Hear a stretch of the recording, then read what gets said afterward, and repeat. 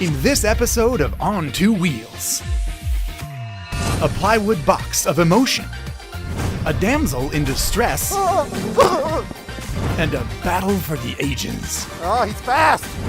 This is Motocross vs. ADV.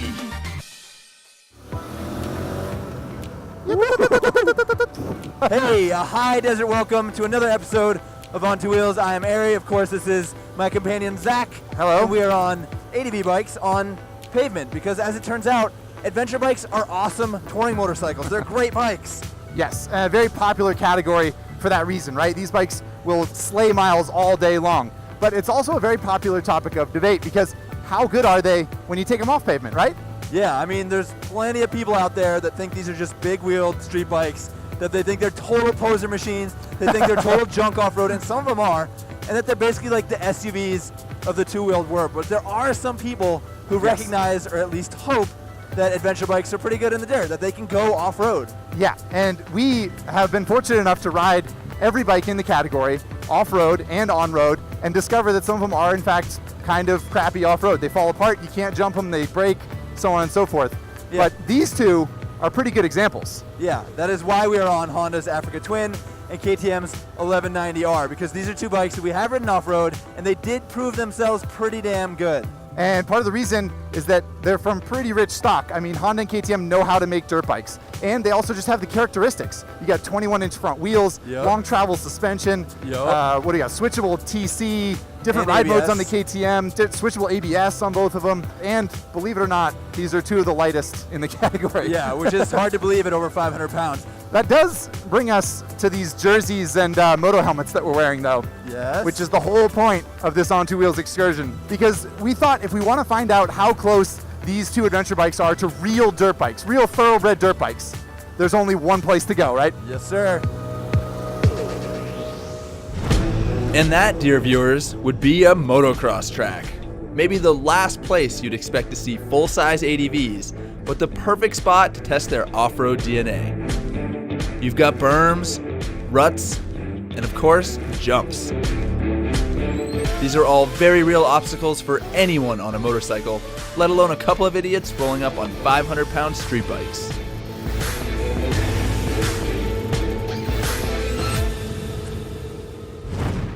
Okay, so viewers, as advertised, Moto Track, ADV bikes. And I have to say, my friend Ari, now that I'm looking at these jumps, I've got some serious questions about this. Yeah, this is not only a bad idea, but it's also one I'm already starting to regret.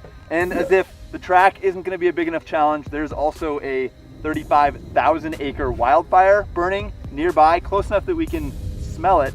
And so if the bikes don't get us, the fire might. But made our bed, we're going to sleep in it, we're going to rip these things around and see what they can actually do.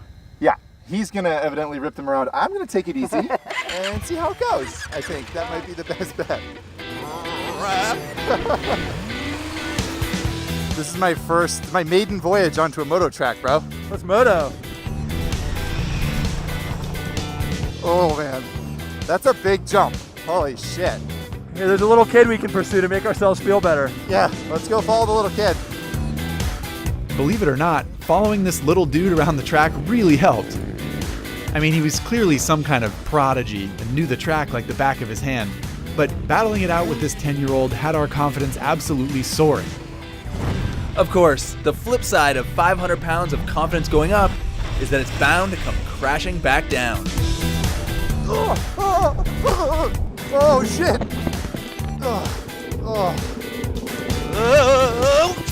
Nope, not saving it. Thank you, man. The bigger they are, the harder they fall. Update, wildfire still raging, and it's very windy, which is bad for wildfires, unfortunately. Update on the moto track, also not much has changed. We were right to be nervous. Yeah, it's very, very difficult. Really, really windy, but it doesn't really affect us when we're on 550-pound motorcycles.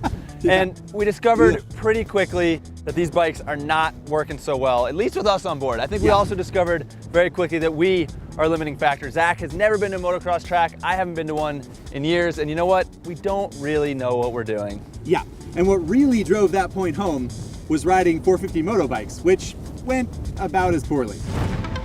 We thought with less than half the weight, good suspension, and real knobby tires that the bikes would, you know, basically do all the work. I mean, this is what they're designed for, right? Oh man, whiskey throttle. Thought I was going down. Oh shit!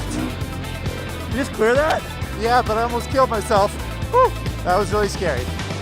But even if the bikes were up for it, it was pretty clear that the riders were the limiting factor. Clearing jumps, hitting whoops. Apparently these things were just too much for us, even on good dirt bikes. So, if we were really going to test all of these bikes, we would need some professional help. So since we are so obviously out of our element, to put things in perspective, we decided we need to get a guy who knows how to ride a motocross track and a motocross bike. Thankfully, we know just the person.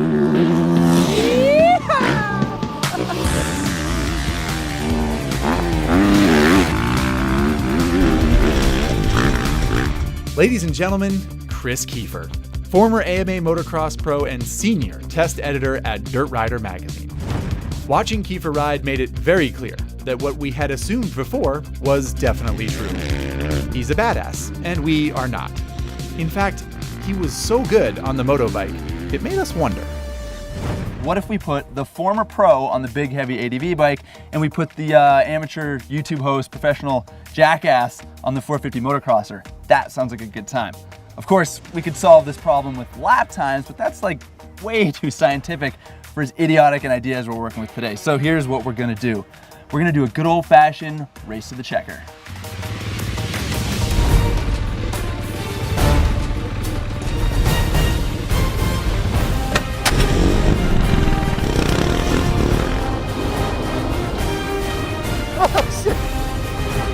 Whole shot, big dog. 1200cc motor, you better get the whole shot.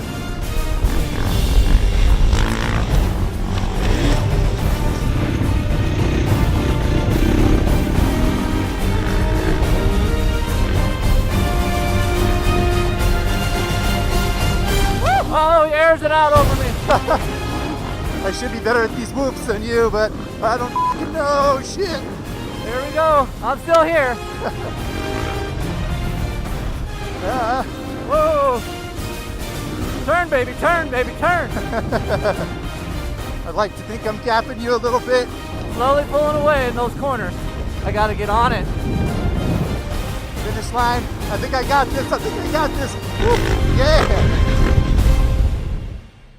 Zach Kortz, everybody. You freaking dusted Chris Kiefer on the motocross track. I knew you could do it. Thank you. Yeah, top of my moto resume, I think, beating a former AMA pro around a moto track. It should be. You should be proud. Thank you. Good job. Thank I mean, you. he only needed like 250 extra pounds to weigh him down for you to beat him, but Whatever, if he wants to use that as an excuse, then fine. it is worth noting that when Zach and Chris were both on motocross bikes, Kiefer lapped the circuit 17 seconds a lap faster than old Zachy boy. I mean, It's a lot. 17-ish seconds, That's a right? lot. Like, who's keeping track at the end of the day, really? I had the stopwatch. Oh. Yeah, which brings us to the fact that up until this point in the episode, we've not really provided you with a lot of actual data. So, I'm gonna lay some information on you. Ari Henning loves data, everybody. I do, I'm an empirical fella. To start things off, we chose the 1190 as the race bike du jour because it was about a second faster than the Africa Twin. Similarly, got Zach competing against Kiefer because he was quite a bit faster than me. Oh, I don't know about quite a bit, but I mean, faster than Ari Henning, I think I should just retire right now. So proud today. I'm very proud. So we should also mention that the 1190R, while faster around a moto track, is also more expensive than the Africa Twin. $16,700 MSRP as opposed to the $13,000 Honda. We definitely preferred the 1190 because it carried its weight a little better. It wasn't as front heavy. Also, fork much better for jumping. Yes, and I mean, yeah, the jumping of the ADV bikes, not such a big deal. It was the landing of the ADV bikes. Good That's point. really where it catches Yeah, up that's a to. lot of energy coming back down at the ground right there. That's a problem. Boy, howdy. Likewise, KTM's 450 we used because it had a better, more compliant. It had an electric start. Yes. Kicking that's- stuff sucks, and that bike's got a push button start, and it's awesome. And Yes. to Honda's credit, 2017 CRF450 is going to have an electric start as well. Right, yeah.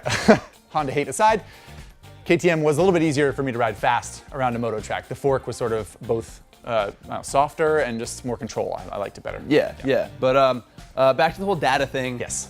We know that on the motocross bikes, Kiefer was 17 seconds a lap faster than Zach. Yes, we did establish that, Ari. Thank you. I think we can move on. I like how sensitive you are about it. Whatever. But I think the more important piece of data, the more intriguing piece of information here is that when both the guys were on ADV bikes, 5 seconds apart, much smaller gap. I think that speaks to the fact that you have a lot of seat time on ADV bikes. Yes.